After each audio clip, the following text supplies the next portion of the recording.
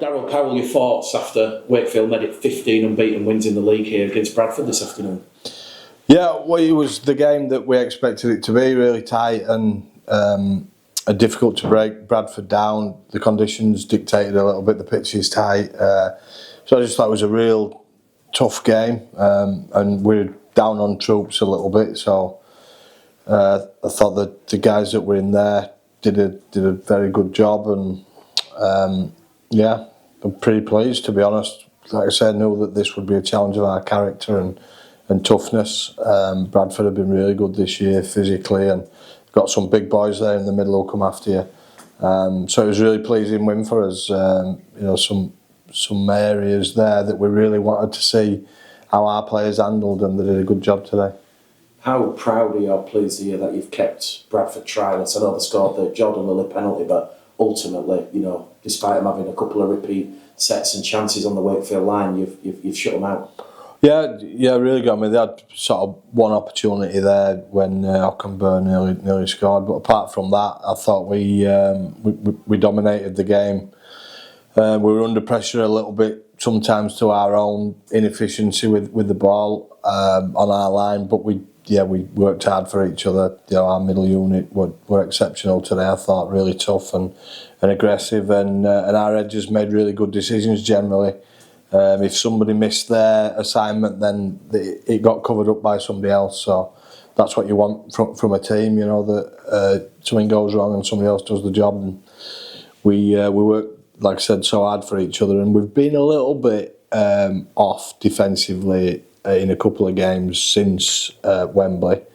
But today, I just thought we were pretty consistent. Started a little bit loose, I thought, but after that, I thought we were outstanding. Similar to the 1895 Cup semi-final, you knew Bradford were going to start with that siege mentality. How important was it then, around 20 minutes, you managed to wrestle back that momentum, and from then on, you were clearly the stronger of the two sides? Yeah, well, we scored that try from a kick. Previous to that, we were sending messages on that we need to tidy up a little bit there, so we'd put the ball down 3 times in good positions, and we hadn't really kicked the ball and built any kind of pressure. But that was an outstanding set where we worked the ball both sides. We really moved Bradford around, and then Luke Gale's kick, an outstanding finish from Pratty, and that put us then in the ascendancy. And the boys were talking a fair bit at half time about we don't feel like we need to score again as long as our defence does what it's been doing. So that sort of held true, and there were a couple of scary moments, but ultimately, it's a job well done. You've mentioned the forward pack. How important was it, the big minutes that they've done, knowing that you did have an interchange bench with some youthful players like Isaac Shaw, Harvey Smith and Noah Booth? Yeah, we had a really young bench. I thought Isaac again was strong when he came on. He's played twice now this season and carried the ball strong, defended well. We had a little bit of, it's not good fortune for Kai because he gets split early on, but we had a bit of an head bin there which sort of rolled our subs round, so we'd only made one sub by half time.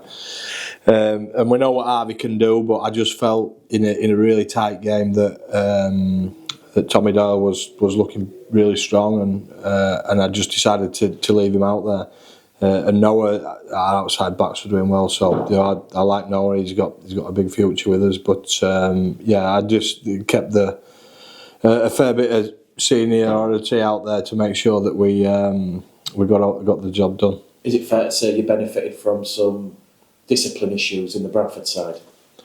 I haven't seen the penalty count, so I'm not 100%. I thought he's probably pretty even, to be honest. I think the one thing I will say is there was a hell of a lot of stoppages for blokes getting taped up. I think there was one player got taped up 3 or 4 times. I don't know how long you give people, but I think you probably need to go to the sideline and get fixed up. I just thought it was that ended up stopping the game way too much. And I just probably need to sort that out, to be honest, because I think it takes too long. And some of them, I didn't have a clock on them, but I reckon there's 3 or 4 minutes in some of them. Something to consider. Of the penalties you received in that second half, were you happy to just take the 2 points and keep the scoreboard ticking over? Yeah, I just think it's sensible. We didn't take the first 2 that we had available to us, and then we dropped the ball. So I was just thinking, it's wet.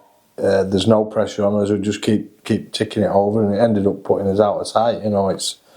That's part of the game, isn't it? I think on another day, on a different pitch, we'd probably have a pop at a few of them in terms of playing the sets of 6 out and trying to score tries. But I just felt like it was always going to be one of those games, but it's all about getting 2 points, isn't it? Sometimes it's not pretty, and I don't think it's ever real pretty on this pitch. It's just that, we took our pitch in 5 metres each side to practice like this pitch is, and that is significant. You take 10 metres off a pitch, and that's another defender, So, I always felt like we could defend really strong on this pitch, but then on the other side, it's hard to score points, and taking the 2 was a sensible thing to do. And like I said, ultimately it's all about winning games. And there's some times where I've been involved before in grand finals as a player and a coach, and it's generally like that. So, we're getting to we're not there yet. There's still a lot of water to go under the bridge, but in our minds, we have to be thinking big game mentality at times and making sure we understand exactly what it takes, which I thought we did today. You're 15 games into the season now. How are you keeping things fresh? Because obviously, this unbeaten tag, as each round progresses, does that sort of pressure expectation grow? How do you take that pressure off the team? Yeah, well, we sort of changed a couple of little bits in and around training and keeping the players fresh. So we've had a couple of injuries. So, for example, Liam Woods missed the last couple of games, so that freshens him up a little bit.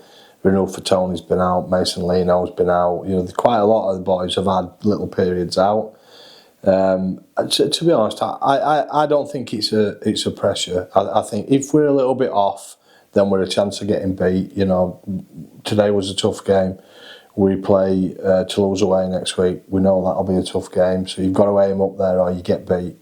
Same with Featherstone at home, and we've respected everybody, I think, this year, and we've had a lot of games where we've been very tight up to half time, just past half time, and then we've tended to be a little bit too good. Today, I don't think that was ever going to get away from Bradford. They're just too they're too committed to what they're doing. So I don't think we're pressured by it. I think it's just we're just going to keep winning and keeping boys consistent. We're still reviewing all the time. And making sure players are setting the goals and resetting the goals and working towards them. And while we're doing that, then I think we'll retain a pretty strong focus on what we're doing. No, you touched on it there. I make it that's 5 times in the last 7 games that you've kneeled your opposition after half time. Yeah. How much does that say for you? Yeah. And your training? Yeah, it's really good because obviously, look, we're full time, so there is a definite benefit there from the work that we're able to do.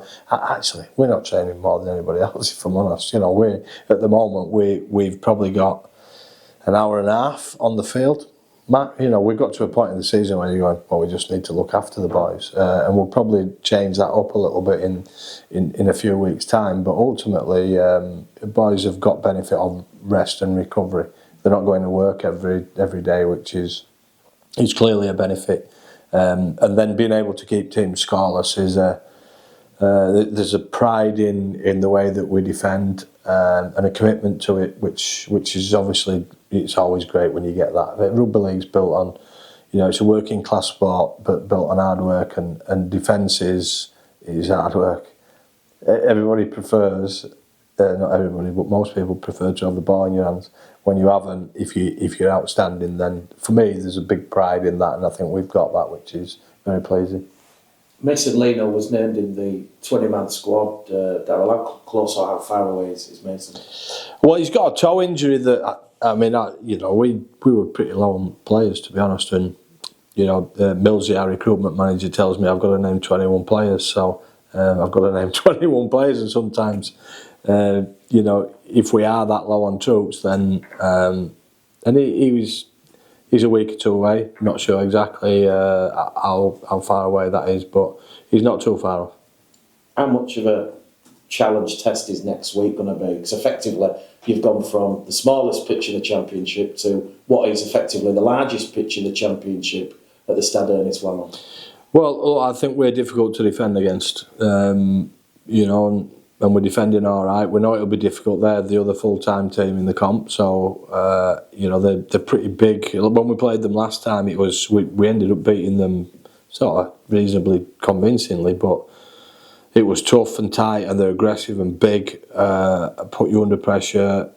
So yeah, it'll be a tough game. But you know, if we play well, then we're pretty confident. And you know, I've seen a sort of a different glint in the eye of players coming into this block of 3 games now. So yeah, I think we'll be all right. We'll go there. We'll prepare really well, and then yeah, we'll go and get stuck into it and see where it falls. But we'll be confident. Big pitch, small pitch, find a different way. There's never one way to play a rugby league game. And just finally from me, Darryl, the indications are Wakefield are going to be back in the Super League next year at London's expense. How is this championship journey, you know, going to benefit you for that step up next season? Well, yeah, it's. I mean, the players will tell you that have been there before that it's like just a brand new club. So yeah, there's the attitude of the club. The owners have done a phenomenal job. The new stand, which was set in place by the previous owners, so some benefit to be given there. But there's so many good things happening, and the actual feel around the place is positive, and there's a great vibe around it. The challenges that come ahead, if and when that does happen, they're big challenges, and we need to be ready for that. But I think the club itself has been revitalised and stimulated to a point where there's a lot of confidence around it, and we want to. We've got to look after what's directly in front of us, but for me, you look ahead and think this is what we need to do moving forward, and we're doing a lot of real high quality things in terms of recruitment and players that we're getting on board. Our mindset, the team's mindset, I think, is in a great place, and it's those sort of things that you're going to need whatever level you play at. And we're going to have a high quality squad, and we'll have an high quality attitude, which gives us a great chance of competing really well wherever we are.